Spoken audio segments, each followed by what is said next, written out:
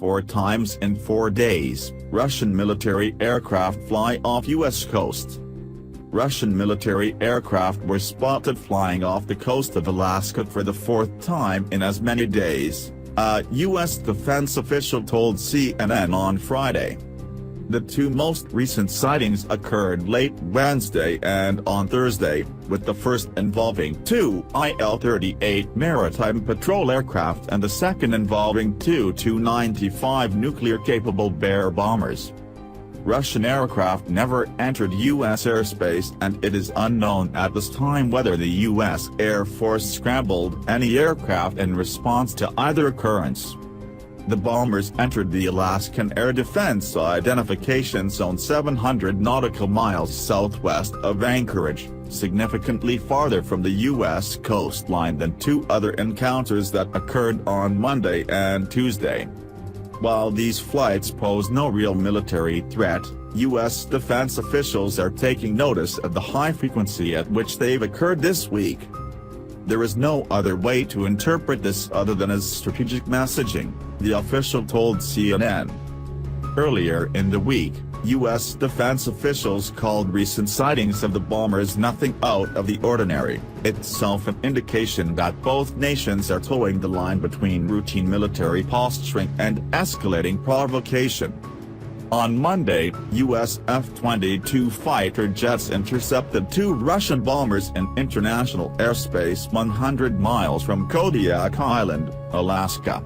A U.S. military official called the interaction safe and professional.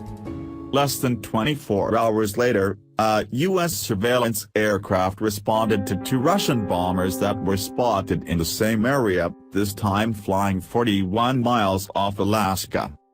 The U.S. itself has carried out similar flights along both the Chinese and Russian coasts. Part of larger strategy. Moscow, for its part, said it regularly carries out patrol missions above the neutral waters of the Arctic, the Atlantic, the Black Sea and the Pacific Ocean. All such missions are carried out in strict compliance with international regulations and with respect to national borders, the Russian Defense Ministry said in a written statement. But this week's encounter plays into a larger effort by Russian President Vladimir Putin to prove Russia is back in the game, according to Howard Stauffer, a former State Department staffer. This kind of cat-and-mouse stuff has been going on for a while now, Stauffer told CNN, adding that Putin is trying to put the U.S. on notice that the Russians are everywhere and are back to expanding the limits of expanding their military power. It is one thing when you fly to be noticed, he said. When the Russians buzz U.S. ships, that is an unprofessional action because upsets the operation and is dangerous for all parties involved. That is where the line that is drawn. U.S. officials have echoed Stauffer's stance as recently as February, after the USS Porter had 3 encounters with Russian aircraft while sailing in the Black Sea. Those encounters were deemed unsafe and unprofessional because of how close the Russian planes flew to the American destroyer, a senior defense official said at the time. Moscow denied that its aircraft had made any unsafe moves. Russian aircraft have also been spotted recently flying near the coastline of U.S. allies, including Japan, which has scrambled fighter jets 4 times this month in response, according to a statement from the Japanese Foreign Ministry. The Viktor Leonov, a Russian spy ship, has also been spotted near the U.S. coastline twice in recent months. Rising tensions between U.S. and Russia are a far cry from President Donald Trump's optimistic campaign rhetoric of hopes for a collaborative relationship. As Trump himself said earlier this month, relations between the former Cold War foes may be at an all-time low. The 2 nations have clashed over deeply rooted strategic differences this month. Syrian President Bashar al-Assad's alleged April 4 chemical weapons attack on his own civilians triggered Trump's outrage, leading him to strike a Syrian airfield with Tomahawk missiles, and witnessed a change in Trump's stance on Russia, which has supported Assad throughout Syria's bloody civil war. Russian Foreign Minister Sergei Lavrov said that the U.S. missile strikes on an airfield in Syria were a failed attempt to try to undermine the peace process in the country and to change the regime. And Russia has stood with Iran, a longtime U.S. foe, in condemning the strikes. Attempts of this kind will never be a success. It will never happen, Lavrov said during a joint news conference with the Iranian and Syrian foreign ministers in Moscow. We demand that the United States should respect the sovereignty of a state and avoid such actions that threaten the current world order. Opposing views on the conflict in Ukraine have also become a hot-button issue between the Kremlin and the new U.S. administration.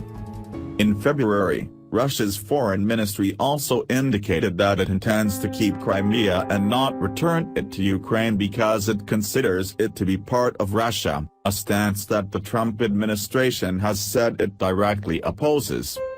White House Press Secretary Sean Spicer said earlier this year that Trump had been taking a tough line with Russia and that he expected Moscow to withdraw from the region, which it has occupied since 2014. The U.S., meanwhile, has positioned military assets across Europe in an effort to reassure its European and NATO allies in the wake of Russia's movements in Ukraine. Over the weekend, the U.S. Air Force sent its newest stealth fighters to the United Kingdom in a demonstration of its military reach. This week's encounters might be routine military chest-thumping, but the country's entwinement in complex military situations around the world raises the risk of escalation. American forces have so far refrained from engaging Russian aircraft after they've performed maneuvers like buzzing Navy ships. But Stauffer indicated retaliation could be possible in the future. According to Stauffer, it is unlikely that the U.S. would go to the extreme of firing a shot across the bow of a Russian ship or shooting down a Russian jet carrying out an unsafe move. But he could see a scenario in which a U.S. commander green-lights alternative responses like jamming the aircraft's radar and avionics systems, which could cause the aircraft to crash. If a minor provocation were to escalate and turn into a larger-scale war situation, Moscow would be at a disadvantage, according to retired Air Force General Michael Hayden. No one wants to go to war with the Russians, but let me double down on another concept: the Russians really don't want to go to war with us, said Hayden, the CIA and National Security Agency director under President George W. Bush, during an interview on CNN's Erin Burnett Out Front. They are by far the weaker power, he said.